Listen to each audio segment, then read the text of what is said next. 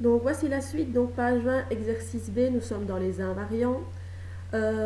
Encore une fois une question type, c'est un D. Donc la symétrie centrale de centre E applique le trapèze isocèle ABCD sur le trapèze HIFG.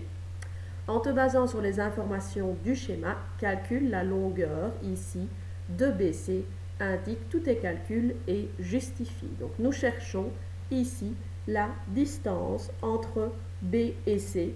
Et petite remarque, vu que c'est un trapèze isocèle, c'est la même longueur de A à D, vu qu'un trapèze isocèle, c'est un trapèze dont les deux côtés obliques ont même longueur.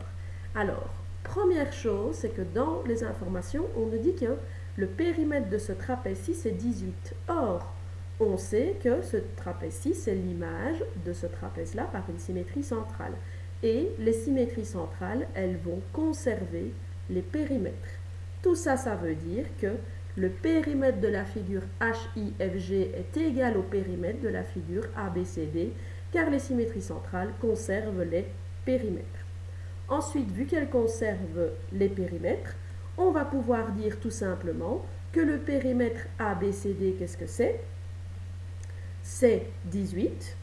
Et on sait que le côté AD, c'est le même que le côté BC, comme je viens de le dire, vu que c'est un trapèze isocèle. Donc on sait qu'en tout, c'est 18. Et que là, j'ai déjà 8 pour la grande base et 4 pour la petite base. Et bien tout simplement, pour pouvoir calculer combien vont baisser, on va évidemment prendre 18 et retirer 8, on arrive à 10. On va retirer encore 4, on arrive à 6. Et ça veut dire qu'il reste 6 cm pour ces deux segments-là qui ont la même longueur. Et bien 6 cm divisé en 2, ça fait 3 et 3. C'est ce que j'ai noté ici. Donc le côté BC, c'est 18 moins 4 moins 8 divisé en 2, ce qui nous fait 3. La réponse, la longueur de BC est 3. Et je vais mettre des petits crochets à BC. Donc voici les deux exercices possibles pour les invariants. Maintenant, page suivante, vous avez les effets des isométries sur les coordonnées d'un point. Petite introduction avec le dragon des mers. C'est un bateau qui est en pleine manœuvre et on observe les différentes positions qu'il a prises. Il faut compléter le tableau.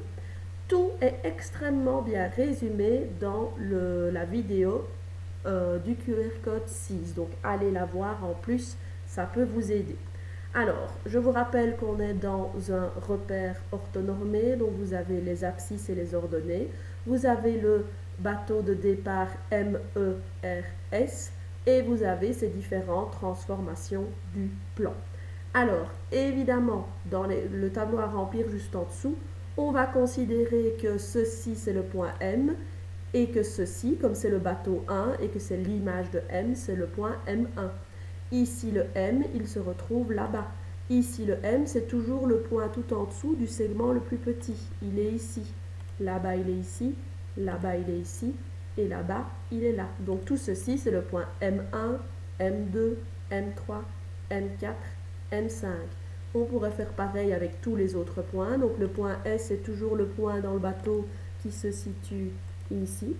Donc vous avez S1, S2, S3, S4, S5 et S6 qu'il faudra trouver les coordonnées dans le tableau. Les points R, c'est la pointe, donc R1, ceci c'est R4, R3, R2, R5, R6. Et pour terminer, nous avons, on va le faire en rouge, le point E, ici, qui est donc à chaque fois l'angle droit comme ceci. Voilà. Alors, il faut retrouver les coordonnées de tous ces points. C'est ce qui a été fait dans le tableau ci-dessous. Donc nous avons les coordonnées, plusieurs coordonnées sont déjà écrites, sinon ça prendrait trop de temps. Je vous rappelle que pour trouver les coordonnées d'un point, par exemple le point M5, on peut le regarder. Donc le M5, c'est le bleu ici. Je dois toujours regarder les données horizontales. Vous devez imaginer un petit monsieur qui marche sur la droite, qui va jusqu'à la maison numéro 2 et qui descend à l'étage -1. Et donc, on se retrouve que le M5, c'est 2 -1. Alors, pour les différentes transformations du plan, nous voyons bien que Le bateau 1, c'est l'image du bateau de départ par une symétrie orthogonale dont l'axe est Y. Donc ils ont été retournés par rapport à l'axe Y. Le bateau 2, nous voyons bien que c'est une symétrie orthogonale par rapport à l'axe X. Alors pour les symétries orthogonales, tout simplement, on va essayer de résumer la situation. Regardons un petit peu les points que j'ai mis en couleur. Nous voyons bien que les points bleus, par exemple, ici, ils vont à chaque fois avoir la même, ici, ordonnée. Regardez. Ici, c'est la même ordonnée. Ici, c'est la même ordonnée. Par contre, les abscisses, on voit bien qu'elles passent de part et d'autre, donc elles vont être opposées. Donc les abscisses, c'est les X, les ordonnées, c'est les Y.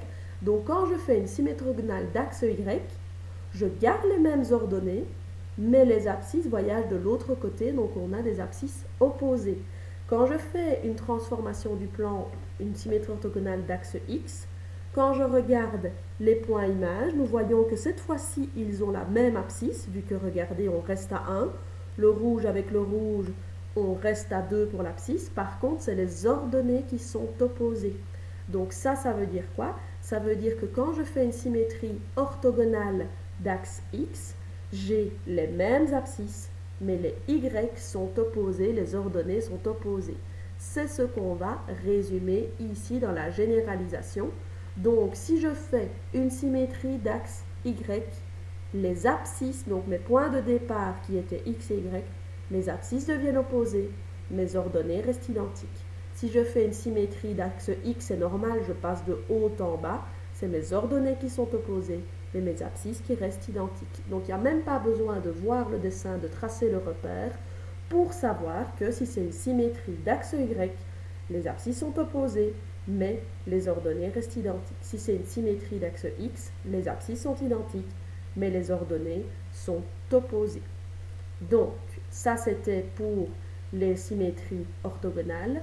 Pour la symétrie centrale maintenant, nous voyons que le bateau 3, c'est l'image du bateau de départ par une symétrie centrale. On pourrait regarder le point bleu qui va sur le point bleu. Nous voyons bien que c'est une symétrie centrale. Alors là, qu'est-ce qu'il se passe niveau coordonnées des points? Tout simplement, nous allons regarder avec le bateau 3. Ici, j'ai le point N qui est 1, 2. Le bateau 3, c'est quoi? C'est moins 1, moins 2. Ici, le point E, c'était 2, 2. Le bateau 3, c'est moins 2, moins 2. Ici, j'ai 2, 5. Le bateau 3, c'est moins 2, moins 5. Je suppose que vous avez compris le principe. Quand on fait une symétrie centrale dont le centre est le centre du repère, les coordonnées du point de départ, elles sont toutes les deux opposées. Donc pour la symétrie orthogonale d'axe Y, c'est que l'abscisse qui change. Pour la symétrie orthogonale d'axe X, c'est que l'ordonnée qui change.